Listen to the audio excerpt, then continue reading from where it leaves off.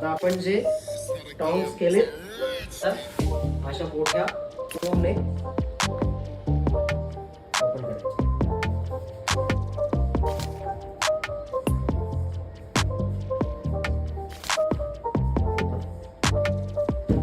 Now I'm using some web.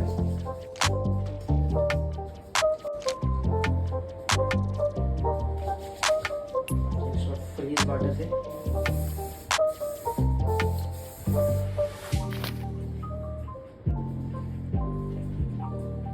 Here we go guys.